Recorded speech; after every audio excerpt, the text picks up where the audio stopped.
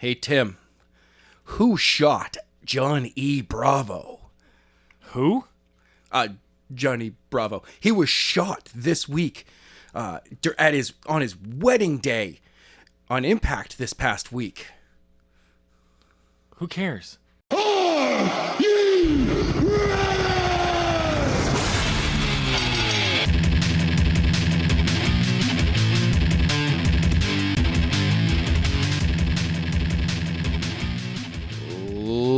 Ladies and gentlemen, welcome.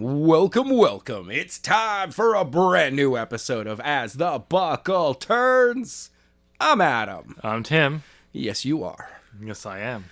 And yeah, no, seriously, ladies and gentlemen, John E. Bravo was getting married to Rosemary, and the lights went out, and he was shot. Without a flash. No gun flash. Well, that's because the person was using a sniper rifle with a muzzle flash repressor from the Raptors. Yes, definitely. Like, it's a friend of Sting's. Knew how to get up there. They were just hanging out there. You see, we didn't realize this entire time, Sting has had a tag team partner who was up in the Raptors with him, but never wrestled with him though. Everyone was too focused on Sting; they never saw the poor guy. Exactly. He was dressed in all black. Man, no white highlights. He got forgotten up there too. That's why he's still in the rafters. Anyway, ladies and gentlemen, we got to go over some results from Bound for Glory and a surprisingly better Hell in a Cell than we thought. Yes, still don't care. I mean, it hasn't drawn me enough to want to get the network again. I mean, honestly, I think my investment in Audible was a better choice. By the way, the show is not brought to you by Audible, but still, go check it out. Do you like books? Do you like audiobooks? Definitely check it out. They got a huge library, too. So we're getting Audible money now. No, we're not. Nobody is sponsoring this show. Nobody's giving you any money. I mean, giving us any money. What's that check in your pocket I see? Son of a bitch. You weren't supposed to see that. It's from my day job. Yeah, my day job. Sure. Anyway, but yeah, as I expected, the two matches or feuds that actually were the only interest on the show were the matches of the night. What? No. You mean, well, I'm surprised. The I Quit match between Reigns and Jey Uso. Honestly, I would have thought the unannounced Bobby Lashley versus Slapnuts match would have been match of the night. Oh, I know. Because, that feud with the Hurt Business and Retribution is on fire. Hold on. I also got to point out, it was for the U.S. Championship. Unannounced. Like, we were looking at that, Saturday? Yeah. Yeah, we were looking at it Saturday. The show went up on Sunday. Unannounced match. Thank you for giving us random unannounced matches. Kind of a cool idea. Just not against Slapnuts. Yeah, it's like, why? Okay, before I get back to my point of what I was talking about, I'm going to say, so Shane Thorne, who debuted in the main roster a few months ago, back when COVID became a big deal. Yes. He was being managed by MVP, who he's now, as Slapnuts, is feuding against. Remember? And he's also had a tag team partner, Vic. He's angry. He was looking for retribution. Well, him and his apparently people were saying this guy was going to be a big player on the main roster. He was getting called up early. Did he have the look? Yeah, he was a giant. He was tall. Actually, he wasn't too bad in the ring. Yes, he was still green, but for a big guy, he wasn't too bad apparently. All right. That guy, as we now know, Shane Thorne went on to be Slapnuts, and Vic has got been renamed, and he's going back to NXT. So he got the better of the deal. Yes, he did. He's not called Slapnuts by the internet wrestling community. And Jeff Jarrett, because we all know Jeff Jarrett, who is a producer. Yes, he is. Says, we should call him Slapnuts. Like, we can't call him that. We'll call him Slapjack. Oh, right, fine. He's like, fine, but I'm calling him Slapnuts. Backstage, I'm just going to call him Slapnuts all the time. Yes. But, so yeah, I had to point that out. But the feuds between, like, the I Quit match and... Yeah. Awesome. Opened the show, surprisingly. Hey, sometimes you got to kick off the show hard. Yeah, and that kicked off the show hard. basically making it almost impossible to follow. Which Sasha and Bayley, to some said, almost did. They almost. Were just I'm going to probably say maybe they actually did, but I think it'll be more of a subjective. To the point where I kind of want to go and watch that matchup. So I got to point one thing out real quick. I also, it's somebody I got to welcome back to the YouTube world. Ross, welcome back to doing WTFs. And your first one back was Hell in a Cell. Welcome back, buddy. Huh? So Ross Twaddell from Cultaholic, he had always been doing the WTF moments from Raw, SmackDown. Okay. And he left for a couple of months. I missed you, buddy. I missed you. And then he comes back, and his first show doing it was Hell in a Cell. Okay. Oh God, it's wonderful. If you want to watch a thing I actually did the first part of this morning, morning to today was What Culture got a bunch of people from What Culture on a Hell in a Cell quiz, where all the questions were about Hell in a Cell. I don't know how many rounds, it goes about 43 minutes, but the first 10 questions were like... Simon Miller won all of it. How many matches did Randy Orton have in Hell in a Cell? Including this one. Okay, that might be a little tough. Who had 4? How many Hell in a Cell matches total? He gave average. He gave like 8. Triple 10. H actually holds the most. No, he does not. Then it's Undertaker. Yes, Undertaker. Because that was the question. Oh, it's by 1. Because the question was, who holds the next most number of wins under the Undertaker? Triple H. Triple H. Yeah, because the last I checked, it was 9 for the Undertaker. And for a while, it was 7 for Triple H, and then I think he just did another one recently in the last several years. Yeah, which gave him 8. So, but there was questions like this: who had the first Hell in a Cell match against Taker, HBK, Mankind, or Kane? Shawn Michaels. Yes. What year was that held in? 1997. Yes, but I mean they gave different questions. So some easy ones, but there were some other ones. Oh yeah. And then they did the first round, and the one guy got all 10 right, and he guessed on the last one. Oh, damn. Like, one of the questions was, like, one of the harder ones was, like, who did Kurt Angle pin in that Armageddon Hell in a Cell? Oh. The Rock, Austin, or Triple H? I want to say it was Triple H. Wrong. It was The Rock? Yes. Okay. I wrote down Austin, but I thought it was The Rock. But I was like, I think it's The Rock. No. I second guessed myself for Austin, like... But I was like, nope.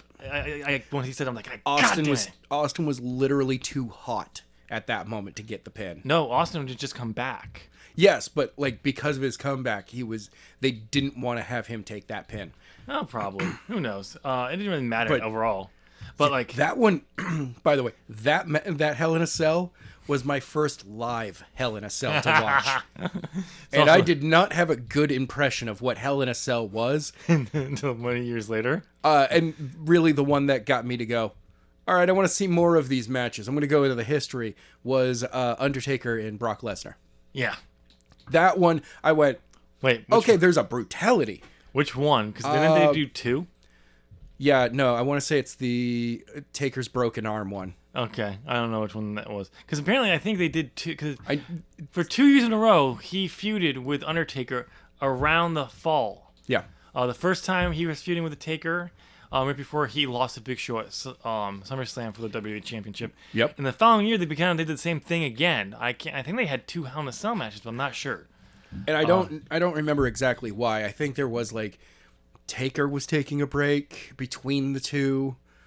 Who knows? Or something. It was something that somebody wasn't, because you could clearly tell that was meant to be a much quicker program between the two of them instead of stretched out over a year. So anyway, back to the quiz was like, that was the first 10 questions. The next 10 were going to be on Hell in a Cell, the pay-per-view. I didn't do those because I had to leave to come here. Oh, okay. But it was definitely interesting to like really challenging. I got 6 out of 10 because second guessed myself on The Rock. God damn it. Anyway, it was definitely interesting. But yeah, it's just when you think about it, like the whole the 2 biggest storylines, Sasha Banks and Bayley. Yes. Roman Reigns and Jey Uso. Yes. The Tribal Chief story. 2 of the biggest storylines. 2 of the best matches. I don't care about the rest of the show. What are you talking about? The Miz and Otis is a firestorm right now. And the Miz won the Money in the Bank, which is great. Yeah, but, you know that actually makes Otis the first person to ever legitimately lose? Nope. Ken Anderson. Mr. Anderson. Mr. Kennedy, my bad. Okay, then there's something else. Because he had to lose it.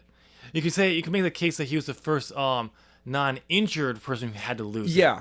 Because Ken Anderson or Mr. Kennedy had to drop the belt because they thought he had a dislocated shoulder. His shoulder, I remember that. And it turned out it wasn't as bad as they did, but they had to get the briefcase off him, which actually worked out in their favor, because immediately soon after that, Undertaker got injured, and they had to take the world title off of him. Yeah. So Edge went over and cashed in, the next day, which really set Edge up as the ultimate opportunist. Well, he was already that, but it just solidified that at that time, which was great.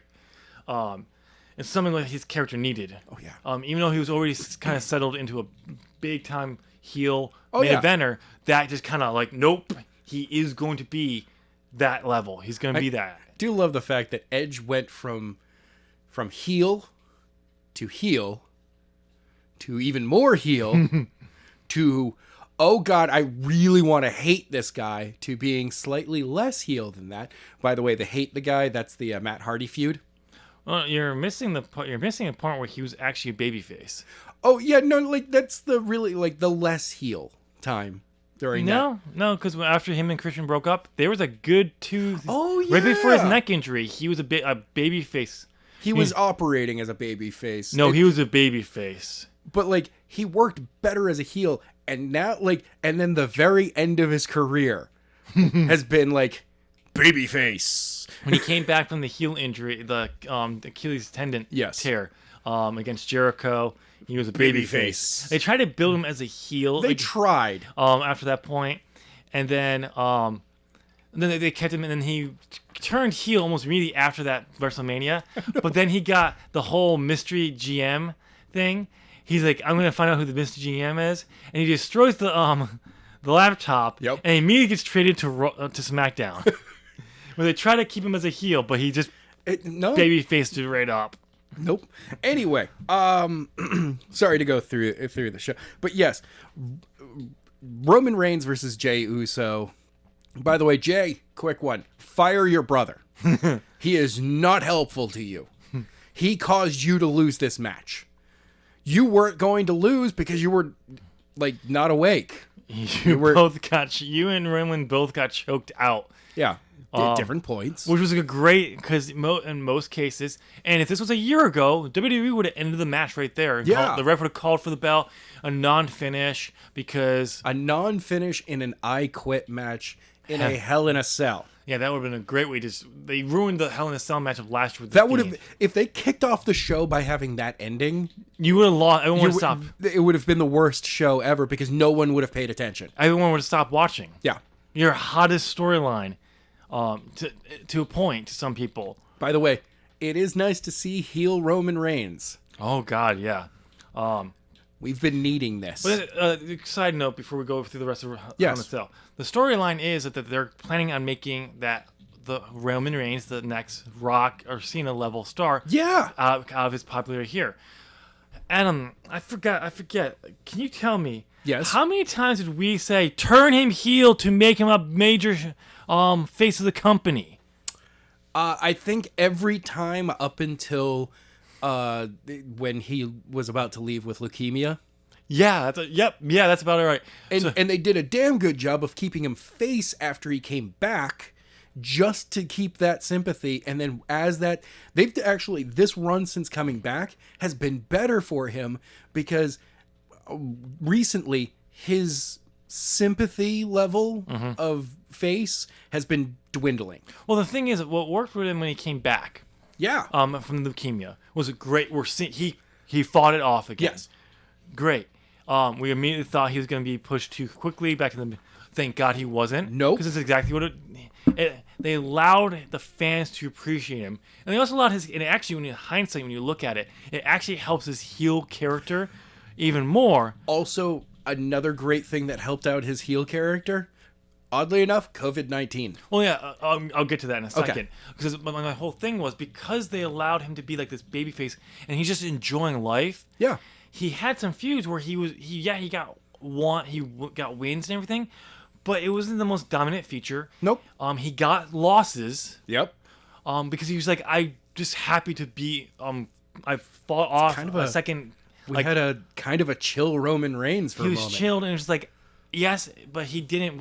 But near the end, way before WrestleMania, and that like started building up towards it, we were kind of like, he's gonna take it off the Fiend. Yeah. Then the Fiend dropped it to Goldberg, and we're like, oh, yeah, but it's probably a good move. But at the same time, no one wants to see Roman and Goldberg. No, that's a boring match. Like nobody wants to see a big match between Goldberg and like anybody else. Yeah, honestly, like Goldberg, cool. B pay-per-view. Yeah, definitely. We can throw you in the main event. We'll stretch something else out to be, the actual. Mm-hmm. You'll be the draw, but this will be the match of the night. That type of thing. And Roman, even so, Roman is like every other major person in the company has ever been. He's very limited within the WWE system. Yeah. And because of that, when you go up against a guy who is literally limited in what he can do anyway, mm-hmm. even at his peak, like, it does not... It's like Hogan and Warrior. You have to figure out another way to make this interesting outside of the fact that both men are going to be limited. The fact that they got a great matchup out of them at WrestleMania 6. Yep. I don't know if people ever actually... A lot of people consider that, but I still remember that as a great matchup. Even watching it, yes. And when I say a great matchup, I'm referring to a great matchup between those two. Right. It's still I do find it to be a bit of a drag. Oh, sure. Because it's just, for me anyway, I enjoyed Macho Man and Steamboat. And yeah. I enjoyed the action. I didn't enjoy watching two men basically hug in the ring and try to flex on each other. But they didn't really hug in the ring that much. They were constantly moving. There was rest moves. There were a lot of rest moves. Yeah. But they were constantly they were battling, which... But it was it wasn't a brawl match. No, it wasn't. They were battling, not a brawl. I kind of feel that if they had moved over to a slightly... I know it wasn't good. It wouldn't really work all that much in that era. Yeah. Especially... Hogan was never a good brawler. No, he wasn't. Oddly enough, he's a better technical wrestler. If he actually has to do technical wrestling. A weird thing about him. So, but anyway... Unlike Austin, way better brawler. I know. Damn fine technician, though. But when you just look at those things, but it's just, again, like the whole building up, and then the COVID-19 happened, and for his family, his newborn twins, that he has 2 sets of twins. Yeah. Samoan heritage right there. Yeah. He took time off for that, and he didn't go to waste. I mean, no. He got into great shape, which was a lot of people did. Dude, side note. Yeah. Have you seen the pictures of Pete Dunne? No, I haven't. He returned last night and turned heel. He joined Pat McAfee. Wait, if Pete Dunne is back, does that mean that means that there's a possibility that the door's open for Pac to come back to AEW? Because the reason why Pete Dunne was working in NXT UK was because he couldn't get back. He may actually, Pac might be coming back soon. Hopefully. I want another Pac in Orange Cassidy so match. Do I. So do I. But no, but... With John Silver in there. I want a triple threat match between the three of them. But Pete Dunne's not a body guy. Like, yes, he was in decent shape. Yeah, but he was never... Like, the photos he came back in, he has a shirt on. Yeah. A sleeveless shirt. But you can just see the definition in his biceps. Are we saying Finn Balor definition? Let me put it this way. There's enough there where you can dude, he is ripped for him. Okay. I'm not going to compare him to... I don't compare anyone to Finn Balor. The man has an 8-pack. Yeah. I don't think that's physically possible. Pac doesn't even have an 8-pack. No. And Pac is ripped. But so... but like a lot of wrestlers, they use this as an opportunity to get into great shape. Oh yeah. And then he comes back and he immediately attacks Athena goes the Universal title picture after the Fiend finally gets the title back. This is yeah. And then we find out, oh no, this is a heel Roman Reigns because he has Paul Heyman. Yes.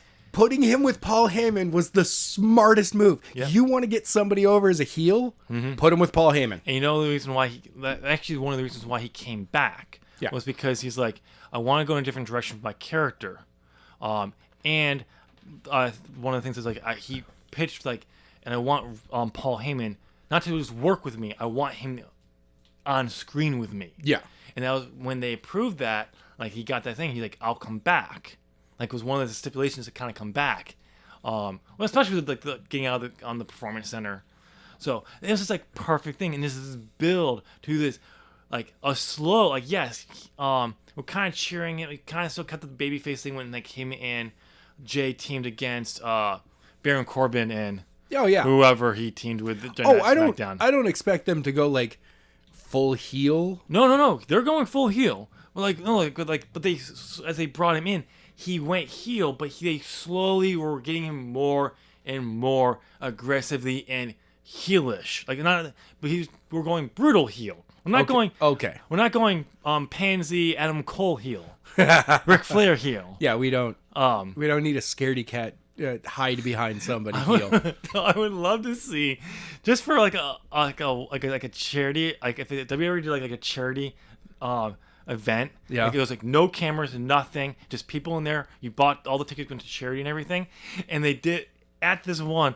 Roman Reigns did a cowardly heel version of his character. I actually, you know what I would love to see? It's an entire Flair. It's the match is a move by move recreation of Flair versus I want to say Vader. Okay. But Roman plays Flair in this. Like I don't care who. Like you could have Braun Strowman as Vader, but like the two of them just going at it. Yeah. So, but it's a much like what what's his name? Jay Lethal and who was he facing off against at All In? Jay Lethal? He wasn't. Oh yeah, he was in All In. Yeah. Jay Lethal, he faced off against Flip. Okay. They did a Macho Man versus I believe it was Hogan match. Yeah, that was like they recreated the whole Hogan WrestleMania 5. That level match. But Roman is Ric Flair. So no, you know how they'll just see like them do like a cowardly heel. Yeah. Now this is impossible because the character is not. They do not have access to this person. But you know, see Roman do a cowardly heel, like on the tribal chief being cowardly to an Orange Cassidy. Oh God, yeah, they don't have that character. But Ricochet is the closest. Oh no! Actually, if you really want to do that, would be you bring in Dragunov, who just went against Vulture today. Okay. Yeah, he could do it. Like have Roman Reigns be a cowardly heel to Dragunov. Just like done. Like you just see like Roman like flat like standing in front of him and like this like by the end of the year he's like cowardly. Time out. He's like and poking the eyes. He's like poking the eyes. He's just like he holds the tights to get the pin. Yeah. It's like he's just playing a cowardly heel for one night. Tries to use the ropes for extra leverage in something. Yeah, that'd be hilarious. Perfect. But yeah, so it's been a great little thing. It's great to see where it is. I really think we might get Rock and Hogan, Rock and Reigns at WrestleMania. I think that would be great because they've been doing like little things back and forth where Rock has talked about stuff like this. Apparently, there's a video on YouTube where the Rock responds to what Roman did to his cousin. I didn't watch it, but apparently there's hey, cuz I don't like what you did to my cuz. Well, it's referring to like what Reigns did to his cousin, not the Rock's cousin. You know, they're technically family in some. They are still Roman and yes, but they're not direct cousins. They're like second cousins or something like that. Well, it's through Jay and so Jay and Jimmy are the Rock's cousins. for his mom's side of the family. Yeah, yes, okay. So it is The Rock's cousin. And Roman is Jay and Jimmy's cousin. So it's his second cousin. Yeah, they're just like second cousin. I mean, once removed. It's the NOI family. Yeah, no, I know that, but I was trying to figure like how it is. But so it'd be interesting that they keep saying this. So I'm trying to. I think they're sprinkling it out there and they're probably in discussions for this. So if it happens, they've already had these things sprinkled. So when they launch it, it's a surprise. Oh yeah. But not a surprise. But like, oh, they've been doing this. Oh, they actually got it. But only time will tell. But that would be awesome because I think that'd be an awesome matchup. Especially now how we all dreaded a few years ago when Rock raised Roman's hand and he got booed. Yes. And he immediately regretted doing the spot. You can tell by his face, and we all feared we would get a Roman Rock feud, and Rock would have to put him over, and we're like, oh god, no. No, but this time, now we're like, no, we want it. We don't care. This time we're seeing them like go at it, but we don't actually care if we got this feud and see Roman go over because Roman's actually being used correctly for a change. So, but yes, this was apparently a great feud. I love the idea that they did a second stipulation inside the Hell in a Cell. They need to do that more. Like, I want to see another type of stipulation, like a ladder match inside of a Hell in a Cell. Make the Hell in a Cell bigger, so you actually have to have a ladder, or you can climb up the side of the cage to get the belt. That would be awesome. Oh, Jimmy and Jay aren't brothers. They're not? They're cousins. Really? Yep. Interesting. I mean, they're both Fatus, but... Yeah, I knew that, but that's interesting. I think it's because it's his brother. Yeah. That's the WWE storyline. But we all knew they're related. But yeah, it was great to see this. But again, it was not a surprise that the Roman and Jay were going to have a great matchup.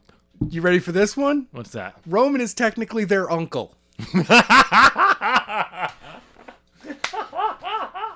Yeah, and Dwayne, The Rock is a second cousin. Okay, it's they're all related. Did you look at the NOI family tree? Yeah, I'm looking at the family tree. But yeah, but the best part of by the way, the best Roman Reigns is their uncle. Okay, that's awesome. But the capping of this was after the matchup, you had the Wild Samoans. Yeah. The tag team, they're old, come out and serenade, basically crowning him tribal chief. Okay, hold on. Like, I believe they're like the grandfathers to the Usos. Oh. As they picture them or something like that. And they're crowning Roman tribal chief by putting the flowers, whatever it's called, around his neck.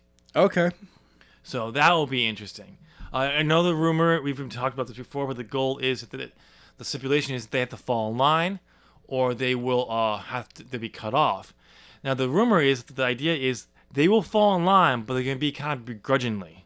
Do it begrudgingly. They're not going to want to do it, but they will follow slowly to the point where they'll turn and actually align and follow Roman and be on it with him. So, and be a brutal and eventually win the SmackDown tag titles again. Which I'm okay with because that would actually elevate the tag team championships for a change.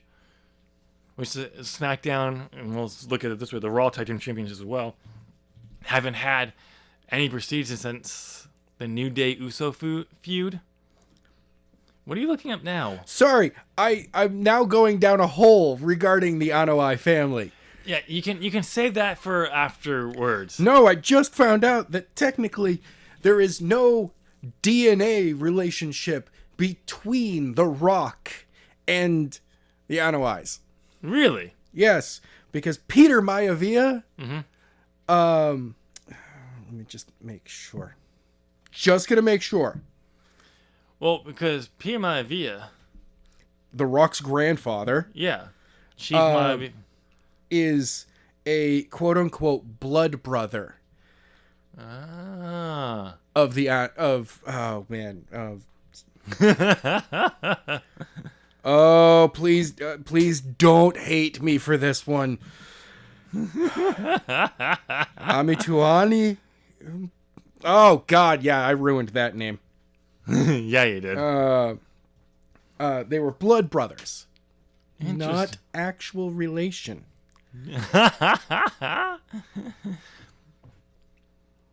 But I can't say that. Blood brother. Yes. In some cultures is just as strong as actual family, as your actual blood relation. Oh yeah, totally. So that's why he's linked into that. Of course. Family.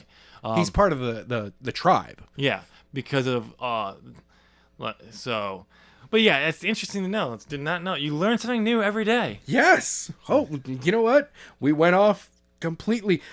By the way, can we get back to Hell in a Cell now? You're the one who went down this All right, so the hole. second match of the evening was Elias defeating Jeff Hardy by disqualification at Hell in a Cell. It wasn't a Hell in a Cell match, though. I know, but I kind of feel that since we don't actually have like Extreme Rules being actually Extreme Ruled, that Hell in a Cell would have more like not standard matches. No. Okay.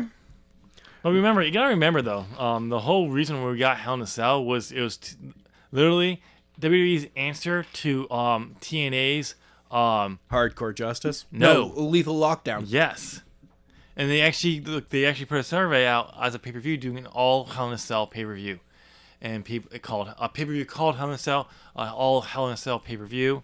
I remember doing that survey and saying yes, not realizing what it was going to become, and I'm glad they actually didn't go all Hell in a Cell matches all the time.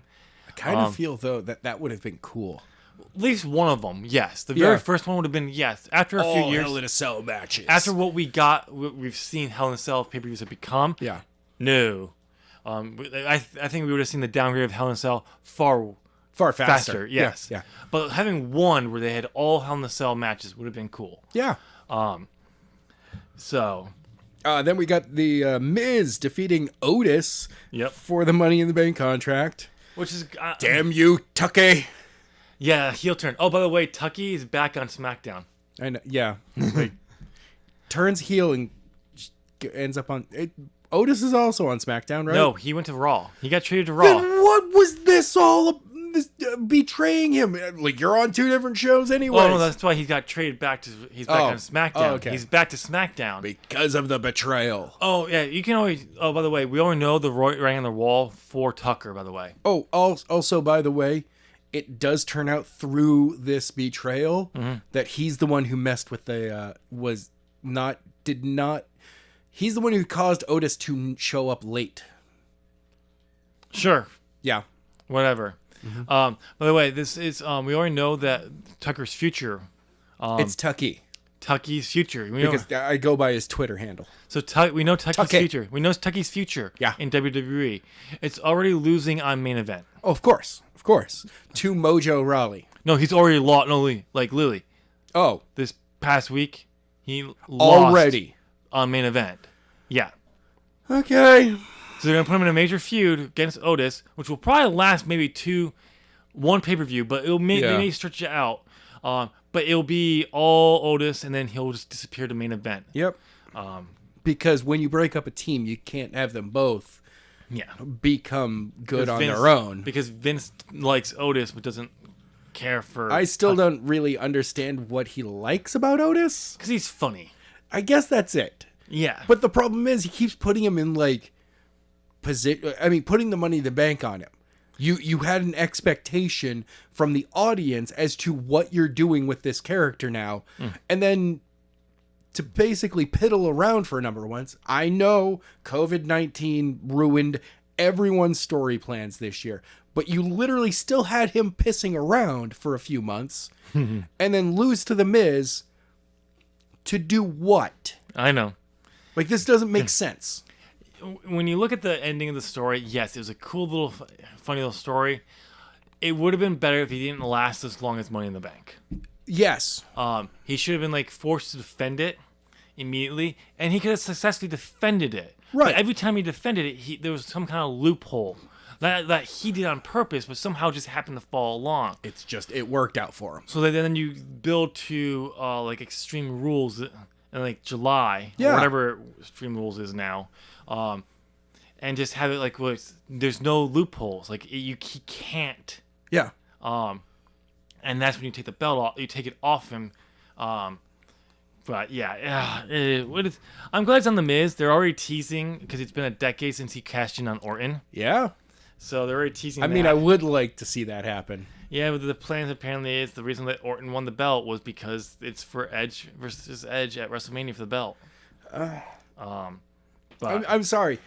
Having a Orton versus Edge for the WWE Championship, even though The Fiend is already getting involved in the situation, which I honestly would rather see for a little while, a Fiend and Rollins run. Well, Rollins is on SmackDown. I mean, not Rollins. I mean, Orton run, because they have history. Yeah. And you can have, like, what I would like to see is that, you know, they're battling, they're doing their thing, you know, promo after promo, and Orton finally is like, "You want this belt? I'll put this belt on the line." And the Fiend and Bray Wyatt basically just go, "No, I want you. I don't want that belt. I don't need that belt. That's not what I want or need right now. You, on the other hand, you and I need to cleanse you. That'd be fun. You need to be healed." I love the Alexa. What God, doing. Yeah. This is something that her character needed. Like, I love the whole stuff that she did with Nikki. Oh yeah. For their whole tag team, it was a great little thing because I don't think it went where they intended. I think there was supposed to be another person that Alexa Bliss is using for her own advantage. Right. But it morphed into a great thing of her turning babyface, and all that, and it was a great little thing.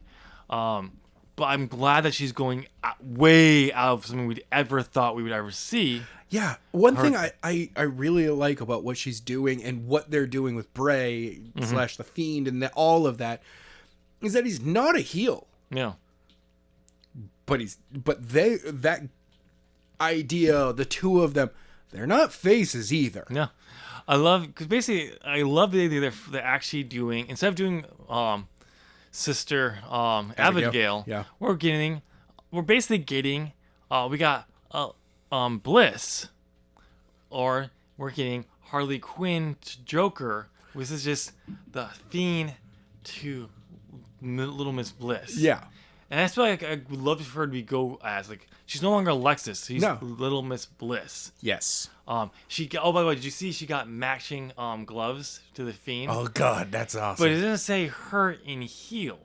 Oh no, what does hers say? It says pain and pleasure or something like that, along the lines. It's like it's comparable to what his gloves do, but it's different words. I just can't remember off the top of my head. Like, that's cool. Yes, it is. This little development there. I think this will be a great turning point for Alexa Bliss's career, because the next thing once you broke up that tag team, the only option you had for Bliss until this happened was letting her go back in the women's division. And while I'd love to see her win the belt again, it's still, honestly, many times she's held it in that short period of time. Yeah, I'm still not ready to see the belt on her. Not yet. Again. Not yet. But seeing a fresh character take on it, and then she claims that belt eventually, that would be cool. That will be awesome. So, all right, then we've got Sasha Banks defeating Bayley for the championship inside Hell in a Cell. And while we did predict this, but they don't count because we didn't care. Called it. You didn't. Screw you, man. You didn't think they were going to do it. Well, of course, Sasha's probably going to lose it on SmackDown tomorrow night, because she can never hold on to a championship. Nope. But it's a great payoff to the storyline, like her going back to NXT with Bayley, coming full circle, where she cannot win Hell in a Cell. Yeah. Third Hell in a Cell match, she wins. Oh my God. That means that there's actual long-term storytelling with, Sasha. No, it's accidental. I know. It just happened. They found the thread. Bayley and Sasha, I'm sure, were playing off of all that history. Oh yeah. And they either tricked WWE into using it, or what. But I don't know. But it worked, and Sasha's SmackDown champion, winning for the first time. By the way, she's the third Grand Slam champion. All She's right. held NXT, Yep. Raw, Yep. now the SmackDown, and the NXT tag team, the women's tag team. The women's champion. tag. Yeah. Grand Slam. Yeah, that is all 4. And the NXT does count because it counted for Charlotte. Yep. So, yeah. Charlotte actually has held one more belt than Sasha, and Sasha will never get to hold that belt. Oh, the Divas. The Divas. Unless it randomly comes back. Well, no, technically she's held the Divas Championship because she's held the Raw SmackDown, the Raw Women's Championship. Yeah. That became... No. Not really. See, I would be okay if they brought back the Divas Championship as a second-tier title. Yeah. Because it's a nice little flow back to what the women were. Yes, it has some negative connotations. Yeah, just a little bit. But you could still build it as a secondary title. Oh, of course. You're not calling your women divas anymore, but you're still having This is the Divas Championship, though. Yeah. Because I'm a bit of a diva. So Bianca Belair immediately wins it every time. Anytime somebody else picks it up, she wins it. Just like, oh, you've got my belt? No. So basically what Cody's doing with the TNT Championship? Yes. He drops it, he wins it back from that person. No one else is allowed to beat the person. Yeah, no one. Cody comes back and wins it again. It's just renamed the Cody Championship. Cody TNT Rhodes. They rename it the Rhodes Championship. Yes. Okay. Moving on. All right, we got the unannounced Bobby Lashley defeating Slapjack by submission. Who? Slapnuts. No, they're okay. I got it. Oh, how long was that matchup, by the way? I'm just curious. 3 minutes and 50 Yeah, seconds. that's what I figured. They are burying Retribution. Yeah, they are. And then is it actually? It is the longest match of the night by 40 seconds. Randy Orton defeats Drew McIntyre in Hell in a Cell for the WWE Championship. 40 seconds, by the way. Okay. Well, I've heard this. Match was a minute 5. Oh, okay. Minute 15. So I understand that this was a good Hell in a Cell match compared to some, but there were some logic gaps. Some people, like Russell Talk was pointing out, like Ollie Davis, like, so Orton stashed bolt cutters under the ring so he could get out of the ring, so he could then climb up on top of the cell where he had a pipe hidden. Why didn't he put that under the ring? That's exactly what Ollie Davis was asking. That's not hiding it up there. It was there basically just so they could get up on the side, so then he could throw Drew McIntyre off the side, not off the top, side, through the announce table. Yeah. Which is actually just a little bit shorter than Mick Foley's drop. Yeah. Mick Foley, though, got kind of shoved. Like, he dove off from it. He did not fall. Like, No, he was thrown, because when you watch it... Yeah, but, like... Yeah. It's... The storyline is that he was thrown. Undertaker didn't push him. He allowed his arm to extend. When you watch him, he has him like this, and he goes like that. Yeah, but that was Mick Foley diving. Oh, of course. Like, I mean, most of the momentum came from Foley jumping. Yeah. But you can still see he had... Undertaker did add some momentum. But no. But most of that was like, just go ahead, Mick. Be safe, buddy. If he did more, if he added too much, he would God. have over the It would have been into the crowd. No, he would have hit on the announcers. Oh, God. I mean, yeah, never mind. Okay. But yes, Orton and McIntyre, 30 and a half minutes. But it's an Orton match that went 30 and a half minutes. I haven't heard any complaints about it was like I heard it was it's just some logic things. So it was like to differentiate them from other matches. Put the pipe under there, Randy, not the bolt cutters. What are you gonna do with the bolt cutters? Cut them? Actually, holy crap, you could have. Never mind. Don't get that idea. You could have made him a eunuch. Your name is Drew McIntyre. Van Gogh. Oh God, no. So how do you stop a person from dunking on you? You turn around and you slap him in the nuts. Pa! That was such a great that little kid was so smart. All right, so yes, that was Hell in a Cell. It surprisingly was not bad. I mean, the expectations for this year was quite low anyway. Well, we already knew the two big storylines were going to be good. Oh, yeah. The women won't let them, like Sasha Bailey when they're in Becky, but Sasha was in with Charlotte. Won't let those kind of big type matches be bad. Oh, yeah. Because they know that they have to be considered good. They have to put on great matches, and they all can. So, the Roman Reigns and Jay, after their matchup back at Clash of Champions, was that Clash of Champions? Whatever it was, we knew it was going to be a great matchup. Right. So, but still, nothing else happened on here, regardless of how good maybe the main event would have been. Don't care. So, let's go over Bound for Glory. Yes, Bound for Glory, Impact, and so I get a Matthew from Botchamania. Immediately put up a thing. I think it was Monday. Okay. Of all the technical errors that Impact's production. Stop chewing. Oh God. No. No. We're still in the show. All of their really bad technical errors. Like their production, come on, guys. This is supposed to be one of your big shows. I know. Like, I would understand some of these mistakes during your, your weekly show. Yeah. But not the pay-per-view. No, not your big one, too. Yeah. All right. So, let's go ahead and... My biggest question coming out of Bound for Glory is... Yes. Well, actually, big things came out of Bound for Glory. Two big things. The first one is... Called it. What? What did you call? The Knockout Championship, Tag Team Championships are coming back.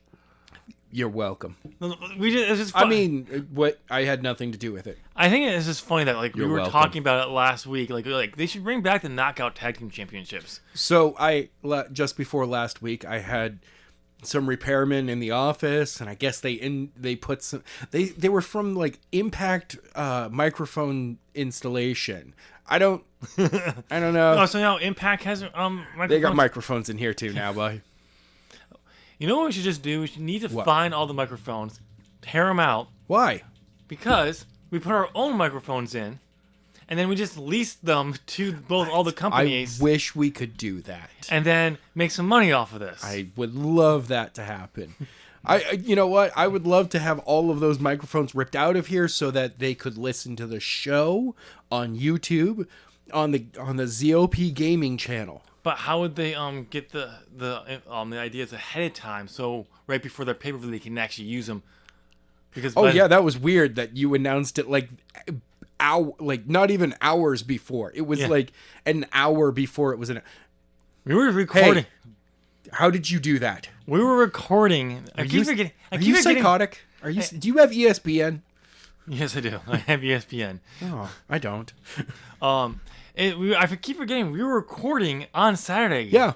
I keep forgetting that. The show was going on. Yeah. I don't know when the actual announcement was, but I'm like. It was after you did that. I was like, they need to bring this back, and they make the announcement. I'm just like, told you, called it. I'm just like, and you just give me a thumbs up. It was like, I'm like, and the belts actually look. Oh my god, the belts actually look good for a change because the original knockout belts did not look good. No, they were a lot along the lines of like WWE's Diva Championship. Well, it was a take off of the original Knockout Championship, right? Which actually was a better version than the Divas Championship. Oh yeah, but it was still very girly.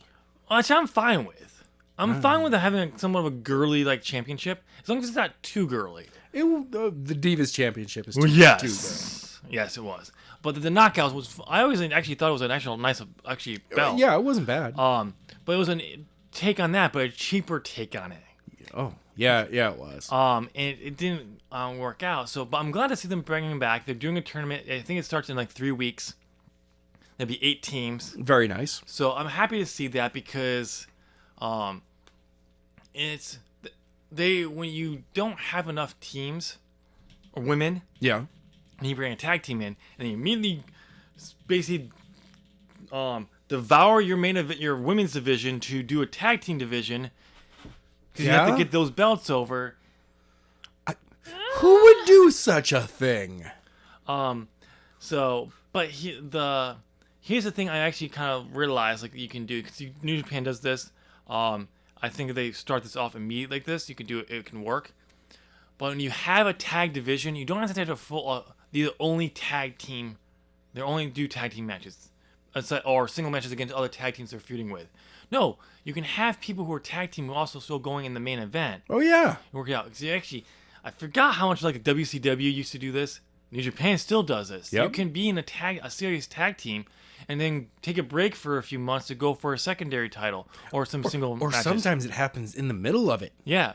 Like, the tag team division is fluid because you're like, no, we had these people. Yes, they are tag teams. Oh, yeah. I mean, at the same time, there are specific tag teams where they're just like Guerrillas of Destiny. Yeah.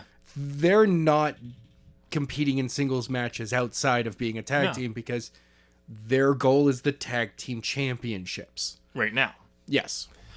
Even though Tama Tonga still would love to go for any other singles belt as well. He thinks that, 2019 is his years. It's going to be his year. 2019? 2019. Oh, 2019's past, right? Sometime in the future. In the year 2019. 2019 has already passed. We're in 2020, dude. I know it feels like it's... Nope. Nope. We are still in 2019. You mean 2018? 2019 part 2. October. 2019 part 2. And then we skip right to 2021. Because 0 is not a number. Because, yes, that's totally true. 0 is not a number. It is an abstract. So, but it'll be interesting to see what they do. But outside of that, calling that one, my biggest question is... Who killed John E. Bravo? No, that happened on their show. Sorry. Not Bound for Glory. I'm sorry. And who? I kind of feel the same way. Is what happened to Kylie Rae? Yeah, where is Kylie Rae? She vanished. We'll get to that in a minute. I think that's the bigger mystery, right? It was Kylie Rae that shot John E. Bravo. Nobody saw her do it. So we'll get to what we're talking about in a minute, but let's go through the card. All right, so we're kicking off the show with a 6-way intergender scramble match for the X Division Championship, where Rohit Raju defeated Chris Bay, Jordan Grace, TJP, Trey, and Willie Mack.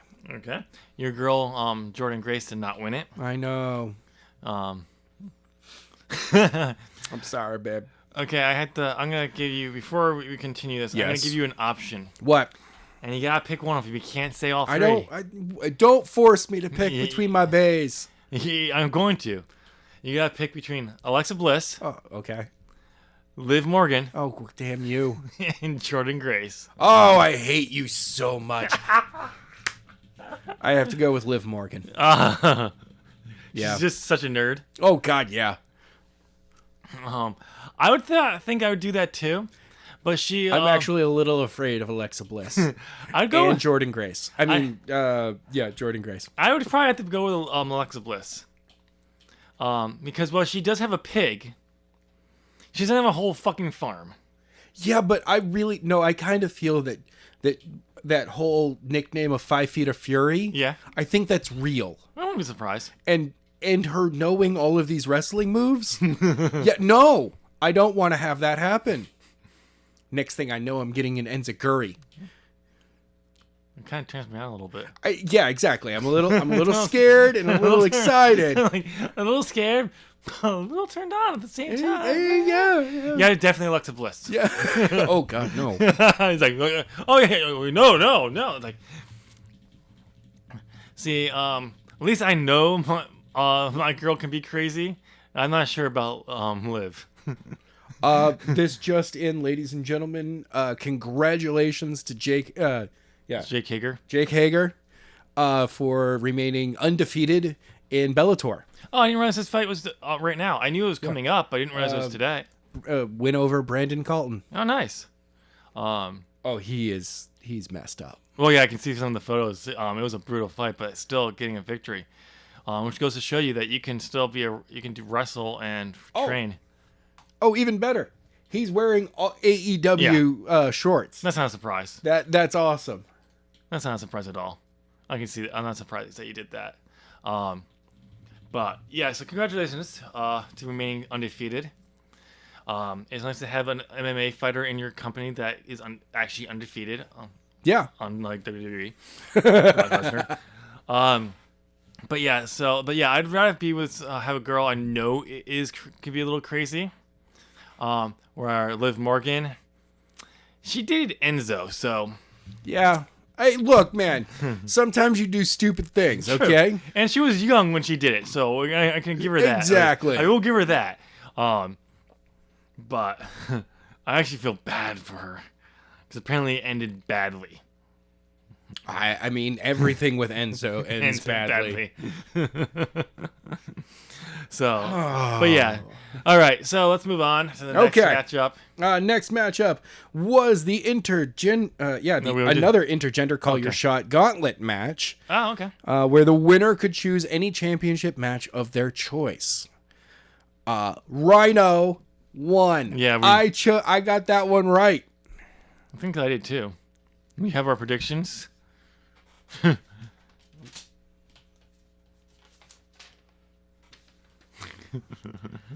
Did I? Where are they? No, you chose To Be Determined, which turned out to be Sami Callihan, really? Who was the last eliminated. Okay, I didn't realize. I didn't remember figure out who was the To Be Determined. So yes, Rhino won. Heath also got a full-time contract with Impact Wrestling. Oh, so I do remember. I remember when I did To Be Determined. I'm going with To Be Determined, but I wouldn't be surprised if Rhino won. I remember that. You cover your bases. I cover my bases, but my official pick though was To Be Determined. Yeah, I know. After that, we have a singles match between Moose and EC3, where the Moose came out of nowhere to eat some EC3. Moose. I'm wondering if it's because EC3 is now working with Ring of Honor. Maybe. So. All right. Speaking of Ring of Honor, the finals are set for the Pure Championship. Oh. It's Jonathan Grissom versus Andrew. I can't think of the last name off the top of my head, but it'll be interesting to see who wins. I know Jonathan Grissom a little bit, but the other guy I'm not so familiar with. But I'm going with the other guy for some reason. I don't know why. Okay, we'll see. It's determined on Halloween, by the way. Cool. So we'll see who picks up that belt. Next up was a singles match. Ken Shamrock defeating Eddie Edwards. Yep, and Sami Callihan came back out to help be with Ken. Got that one wrong. Yeah. Didn't you get that one wrong too? Yeah, I got that one wrong as well. That's right.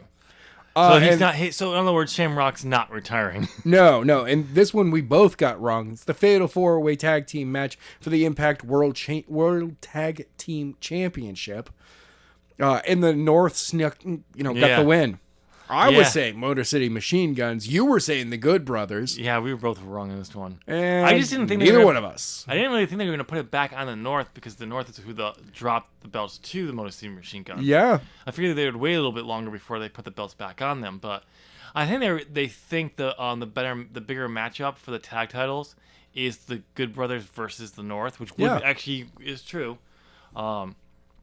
Apparently, I think Sabin. No, I think it was Shelley got injured.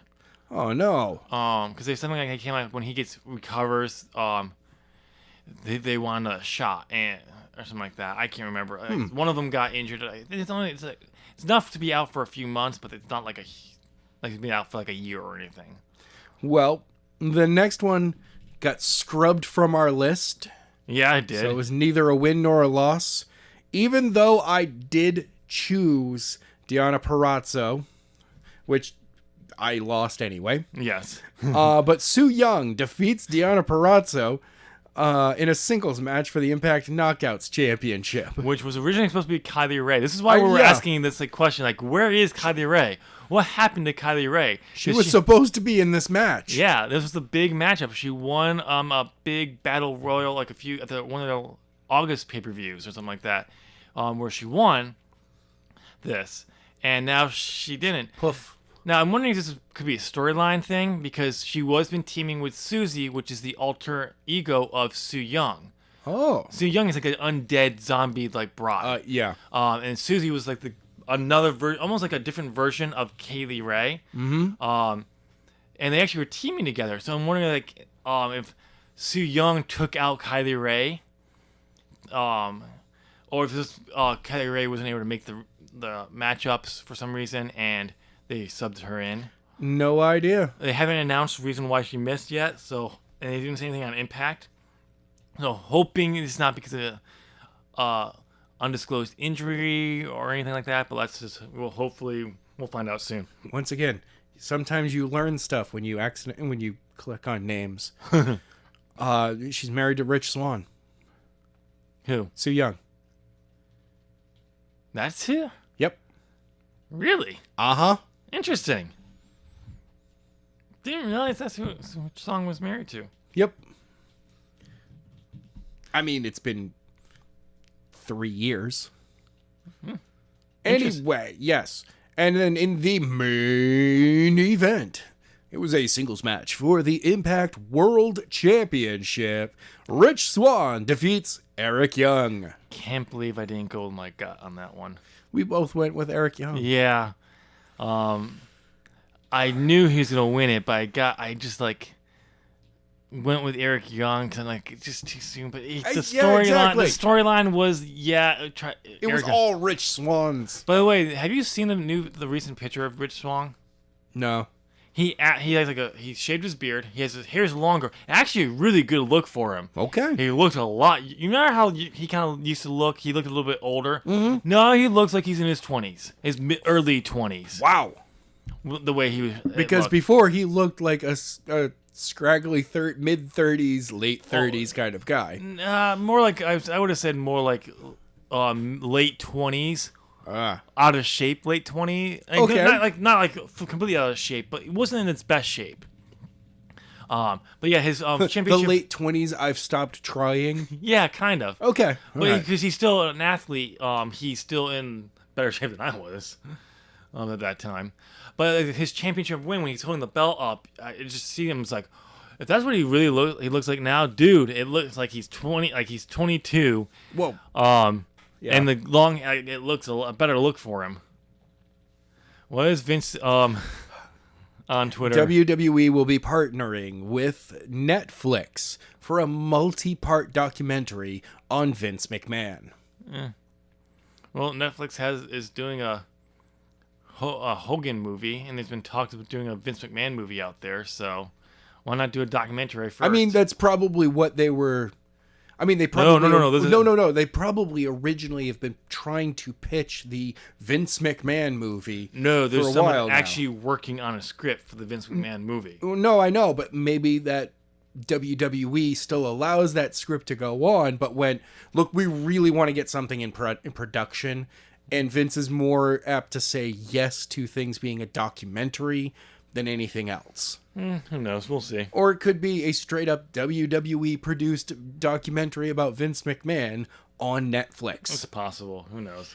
It will be interesting to see who would play Vince McMahon in a movie. Because we already know John Cena. Because we already know who's playing Hogan in the Hogan movie. Who? Shawn Michaels? Yeah. Which, by the way, Shawn Michaels did a great Chris Hemsworth. Yeah, I don't know if you got that yeah. because the Thor. Yep. just reach out for the hammer. Wait for it. I'm still worthy. Oh, by the way, have you ever seen like the things on YouTube, like people like, I watched this movie at 0.2 times the speed? Yes. And things that they notice in Avengers Endgame. The one thing they noted, they pointed out at quarter speed. Yes. Yeah. Okay. Is like every time like Thor does this, he just catches it. When Captain America catches it, because he's so used to the shield, he ricochets back. He does the same thing, the same motion when he catches the hammer because he's so used to his shield. It's not a weight issue. No, it's not. It's not he a weight just thing. Literally catches it and immediately goes into ready mode. Yeah. Where Thor is always like, I can take way more punches.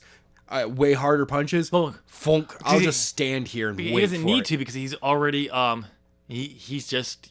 Well, I mean, it's second nature for him. True, yeah, and just like it's second nature for Cap, when he catches something coming back to him, he recoils. Basically, he winds up to send it right back out. Or to bring it back into a punch, Yeah. or into a block, whatever he's going to need to do next. So it's a nice little detail every time you see him do that. He cradles it back. Yeah, someone recently tried to say that technically Cap, the reason that he retires very soon after that is that catching Mjolnir actually injured his arm.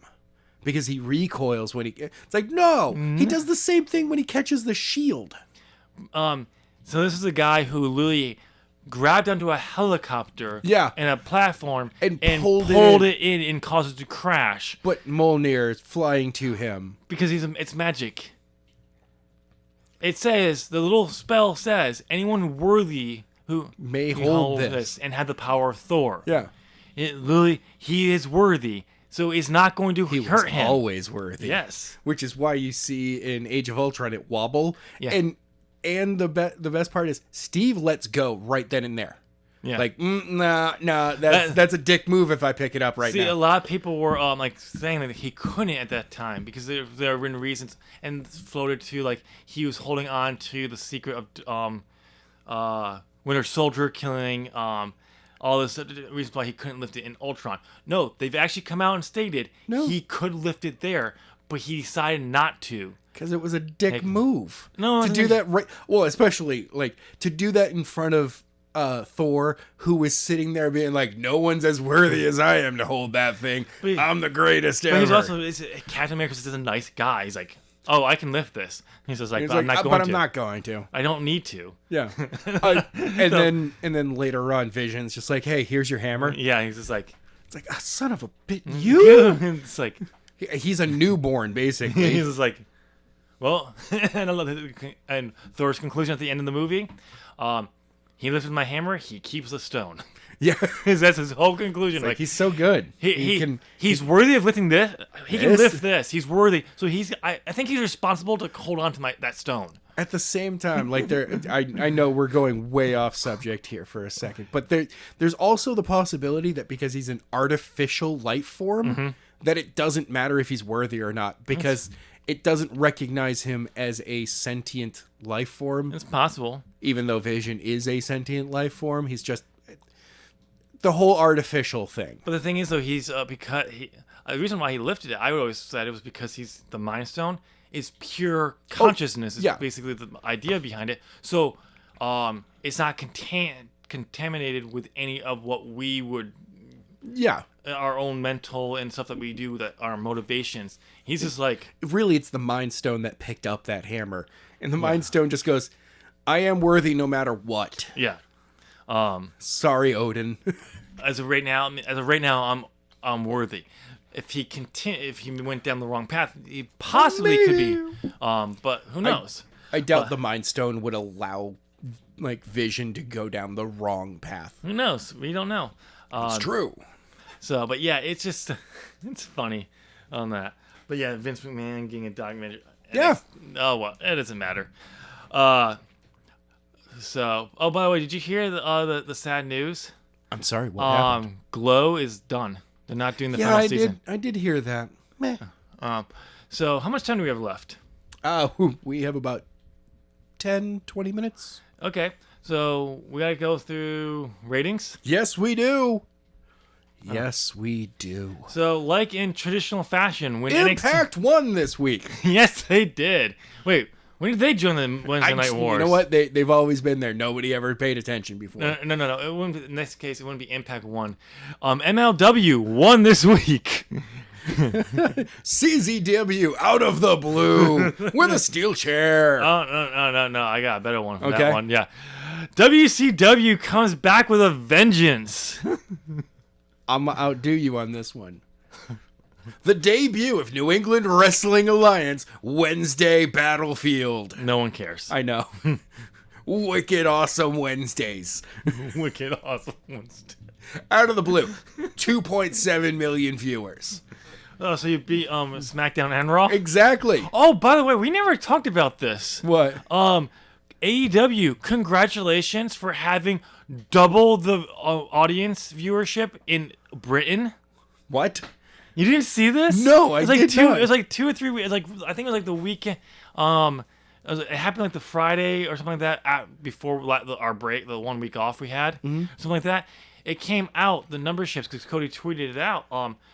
Their viewership in Britain for like NXT and in the UK, NXT versus Dynamite, like they triple like NXT. What? And they like basically almost have double the audience of Raw and SmackDown. Damn. Because of the network they're on.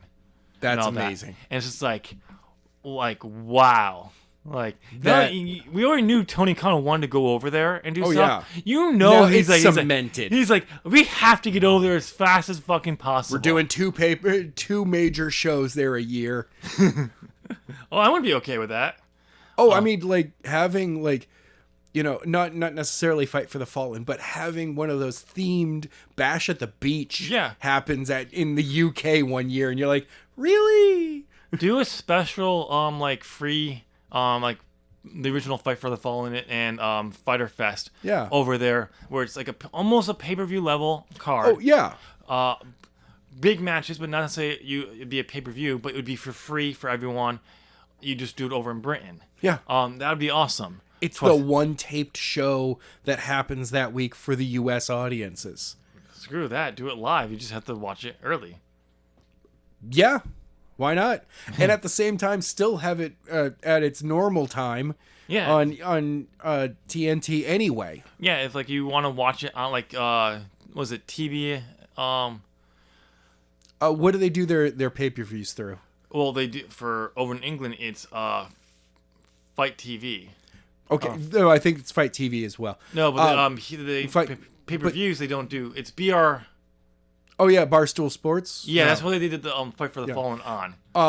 Because their pay-per-views are on actual pay-per-view. Yeah, but do it on like that live. Yes. But otherwise, you can catch it. And then if you want to work with TNT, you just show it later, like a special. If you late 8:00 special on TNT that night. What time do they normally kick off on AEW TNT?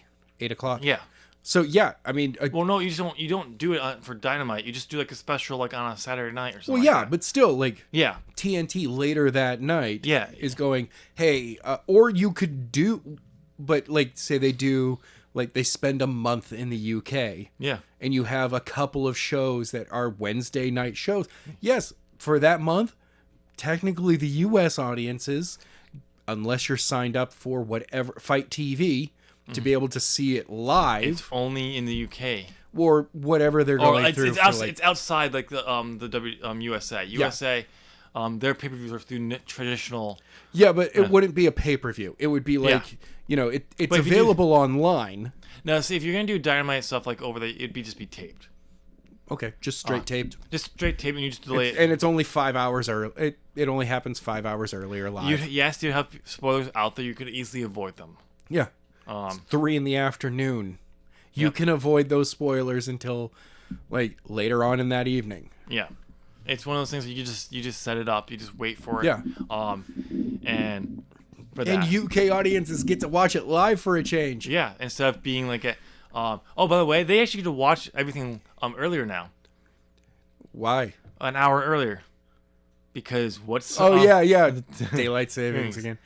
Um, so they don't have to wait until 1 o'clock in the morning now. They can watch if they want to stay until midnight. I feel bad for the all the What Culture, Wrestling Inc., Wrestle Talk, not Wrestling Inc., Wrestle Talk, Cultaholic. I feel bad for all of those guys in the UK because all of them have to either get up really early on Tuesday, Thursday, and Saturday to do their reviews, or stay up until 1 in the morning. From what I've gathered, they just watch when they come in the office. So it's like they get in the office at 8 o'clock, or now because they're at home. Yeah. 5 in the morning. When they get up to go to work, they start their work is when they watch the show. That's part of their job. They're doing it because of how late it is. Mm-hmm.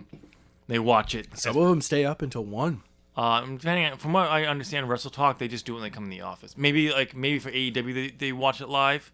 The pay-per-views. Sorry, that's the big one that they always stay up. That's what they do. Stay up for. They stay up for and do live reactions. Oh, yes. Oh, by the way, congratulations to the All Authority recapturing that Championship. I'm sorry, the what? The what and the what? The Jam That Championship. That's what they call their predictions championship. Okay.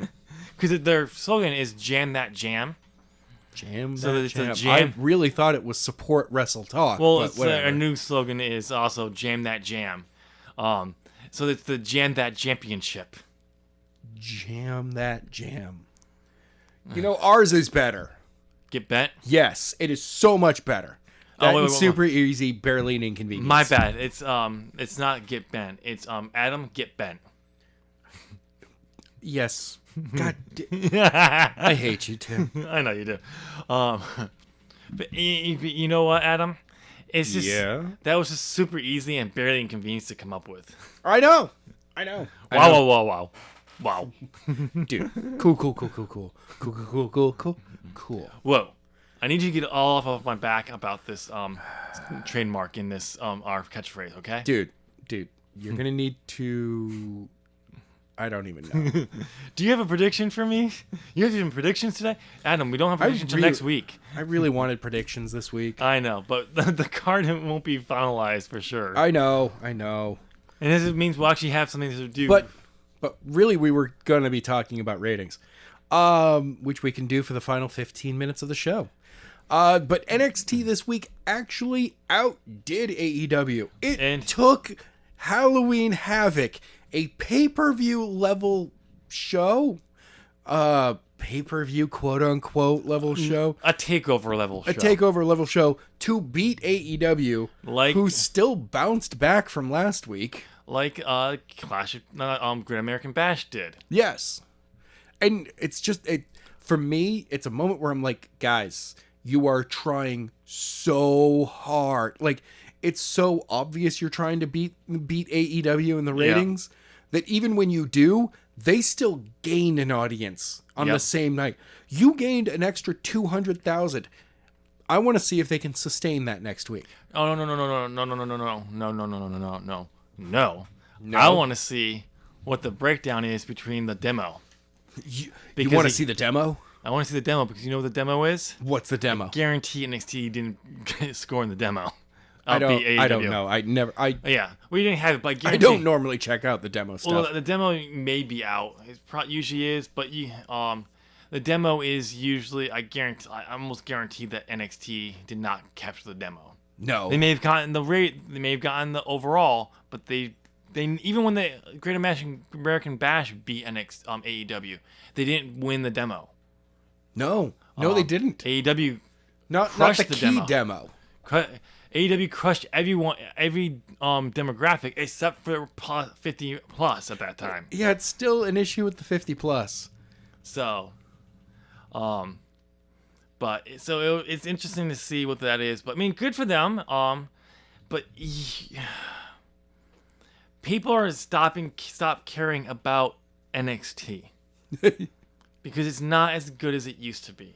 Because they're so badly trying to hurt AEW, and the fans that care about this, who liked NXT, but see this, are like, no, we like competition, but we don't like that you're doing this to hurt people.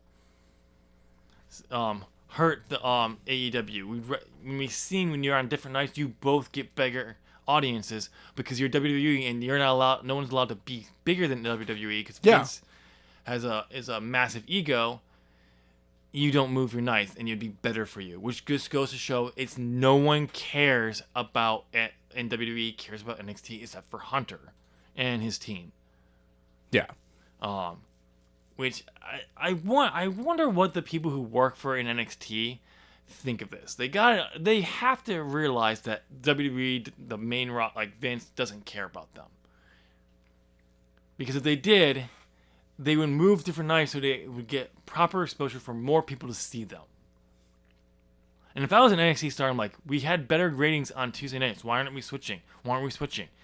If I was a bigger star like Tommaso Ciampa, I'm like, why aren't we switching brands? Like shows, and like, well, we've always been on Wednesdays. Like, that's not an answer. That's not an answer at all. You're giving me a corporate response, and I want to know why, because it would be better for us and getting us more market if we're on a different night. Because if you keep us here, if higher powers are keeping us on Wednesday night, it means you don't care. They don't care about the show. They just care about hurting the other show. Of course. And then that means why should we care? Because it clearly means they don't care about us. No. Which we already know they don't care about us because how they treat the call-ups. Of course. You get a 3-week push and then Vince doesn't see anything value and you wonder why Triple H signed you. Yeah, it always seems weird that like everyone gets re-signed, gets a 3-week to maybe 3-month push, and then immediately just shuffled off to the pen. The mid-card.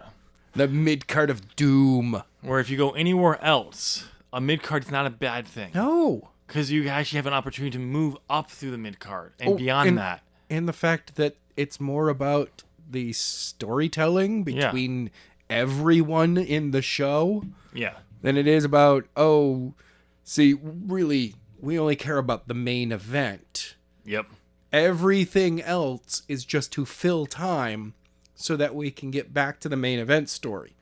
Or just to hopefully develop talent that we can use in the main event. Yeah.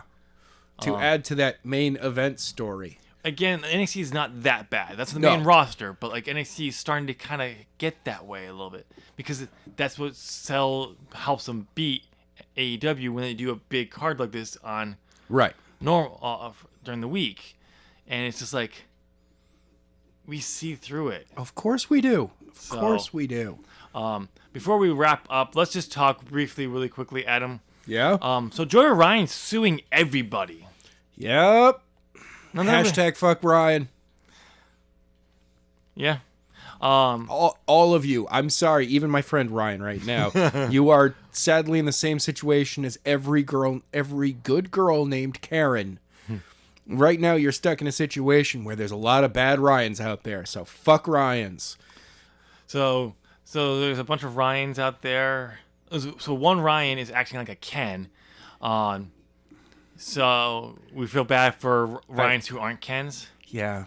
Yes. Just like we feel bad for Chads. Chad. That's it. It's Chads. It's Chads. You know, I have fuck heard Chads. Seriously, I've heard people refer to some people as Kens, but Chad's the one. Chad. It's a Chad. Yeah. So like Kyle's are a joke, but Chads. Yeah. We feel bad for people, good guys who are named Chad. Like we have good girls and women out there who are named Karen, but Joey Ryan. You're being a huge Chad right now. There's another one from Achievement Hunter right now. So what would we mean by like Joey Ryan suing everyone? Like his team legal lawyer has sent out at least 12, I think, lawsuits. I only know of one, and that's the one with Impact. Yeah, that's one of them. Like basically any person who has levied allegations against him, he's suing for like millions of dollars. Wow. I mean, if it's one of those that I feel that, you know, the claim is bogus, I understand suing to get that thing to get that claim to be on record and be like, no, this is going to be a legal record of you either going to make this claim or you have to shut up. So, but I don't feel that that's what he's doing. It doesn't feel like that. It'd be fine if the woman who he was the only person he was suing. Yeah. Outside of Impact, because Impact is a little bit different. Yeah, we'll cover that in a second. But he's suing all these people. Like, what the fuck, dude? And basically the idea is because of the allegations have cost him money, and he's denied these allegations, and he's saying that they're wrong. They've hurt him, so therefore he's suing them for damages in like the millions of dollars. Where Impact, he's suing them for wrongful termination because of how, according to his contract, there's supposed to be a warning period before, even if they do decide to terminate it, he's got to give in like 30 days. It's a certain day notice. And all that. Even if they decide not to use him and all that I don't stuff. think even like that is like something like they have to give him like a 30-day period to try to improve the situation or something like that. Yeah. No. Oh yeah. That was what it was. If there was any legal issue, he had to be able to. He was given a time period to be able to prove true or false whatever was going on in a legal standpoint. And then Impact did not, apparently, according to Joey in this lawsuit, was not granted that. Oh, Impact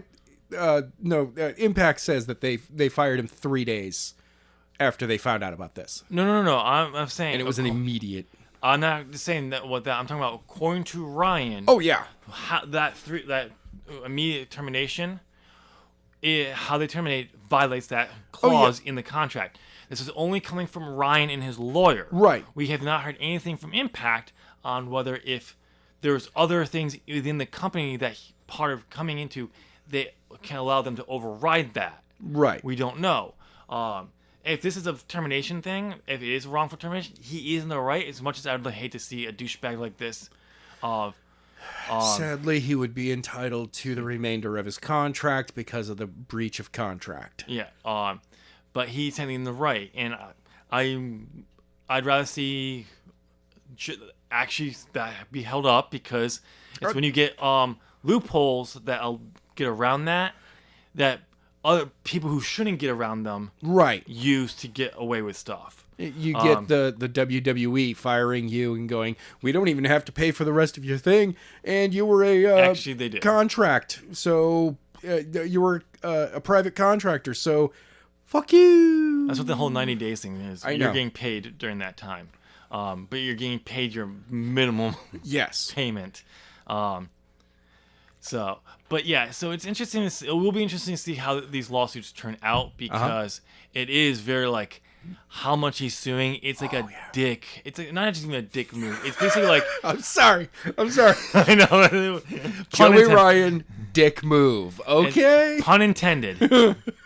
Tenny wasn't a pun. But no, it really is just like, it just looks like he doesn't like these allegations out there, which I can understand, even if they're true or not. But it's like to shut them up. Yeah. You're trying to silence this instead of trying to prove a different way. You're trying. I personally think that the best way to go, even if there are damages involved, is to sue for it's libel. Yeah. Sue for libel and be like, no, now I have to make them prove that this happened. Mm-hmm. Like, that's the way to go with allegations. Well, technically, he has to prove that they're lying if he's suing. Actually, no. Not in a civil suit libel situation. They have to prove that what they said about you was true. Because you're filing with the court that it's that you're saying that what they said is a lie, and they have to prove that what they said was true. I think it's a both and. And well, regardless of what it is, because we're not lawyers, we don't know for a fact. Both could be right, both could be wrong. We're not lawyers, but either one, it does seem You talk for yourself, sir. I am a part-time lawyer with absolutely no license or training. Contact me at Zop Gaming on Twitter. I'll give you terrible advice. Yes, he will. But it will be interesting to see it. But yeah, it's. I hope he loses. Yeah. I'm honestly kind of hope he loses. Because this is not. We used to be fans of Joey Ryan and his gimmick, But there was enough of the allegations out there, like enough of them came out. After the first one came out, like every time when the first one came out, I'm like, okay, I understand this person's stand. I try to support them to coming out. Right. But at the same time, I'm just like, I don't know the story. I don't know. I'm enough of a skeptic all the time. I'm a skeptic about everyone, of anyone who comes out on anything. But when more keep coming out, all of a sudden, it starts to paint a picture. Okay, there's a picture here, and I'm starting to see it, and I'm connecting the dots. And it's not a conspiracy theory unicorn. It's a giant slong. It is Joey Ryan's dick. And honestly, that's not what I wanted. Exactly. But rest in penis. Enough came out.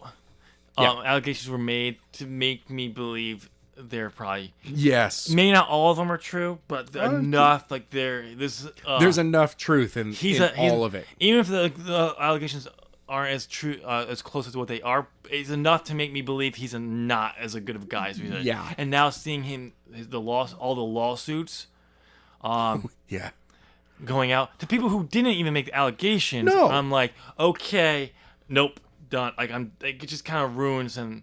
Even if he's proven 100% innocent, he's already. I'm like, nope. I mean, there's other ways you could have kind of gone about it. I feel like, because you're suing to, it comes off as an angry person. Yeah. Who's guilty. Just trying to lash out. Don't know. Again, we don't know the whole story. We don't know if it is. We're just reporting on this. So if we get we're being sued by Joey Ryan, awesome. Yeah. And by us, by the way, we make no money off from this. So good luck getting anything out of me. Exactly. And since Adam owns the company, he's be the one who gets sued. Exactly. And good luck getting any money out of me. Yeah. I don't even legally own my car. Ha ha. You know the funny thing would be? He sues you for even more money than any of the other people. Yeah, I'm just like, dude, you need to help me find a better job to be able to pay that off. Because otherwise, he's gonna sue you for $20 million. I'm gonna have to work for you. Yeah. In order to pay this off, which means that you're still gonna have to pay my bills. Man, that sucks. But so I've been meaning to bring this up for a few weeks now, but I keep forgetting about it. But so we'll just bring it up at the end here. Okay. Since no one ever makes it to the end. No. Except for when Adam and I are playing this in the background and not listening to it. I have no idea what you're talking about. I would never have my playlist on loop. Sure you wouldn't. No. Hey, why do you have a playlist? What's that? Oh, that's a playlist? What are you talking about? What are you talking about? We got to wrap. Oh, look at the time, Tim. We got to go. Let's go. And you can't subscribe. You can't edit this out because I'm editing it this week. Don't look at the screen. Wait, is that transdiet porn? What? It's Twitter. There's a difference. Wait. Is that really actually? There's not much of a difference sometimes. Is that overly muscular woman porn? Oh wait, oh my god, that's I am not JBL. That's JBL.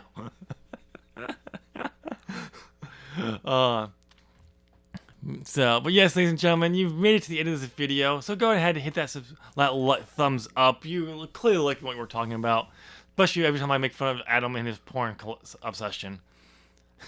You leave what I do in the dark alone. It's bright light. The light is on, and it was on your computer. There's shadow under the table. The shadows are under the table. But yeah, so go ahead and give us a thumbs up. It helps support Zop Gaming in as the buckle turns. And since you're gonna give us that, go ahead and hit that subscribe button. Ding! Ring that bell. Ding! Ding! And make sure you turn on all notifications so you know when all As the Buckle Turns episodes and other Zop Gaming content go live. So I don't know how to end the show. I already told you to get bent already. Yep. Well, that's how we're gonna end the show then. No, get bent.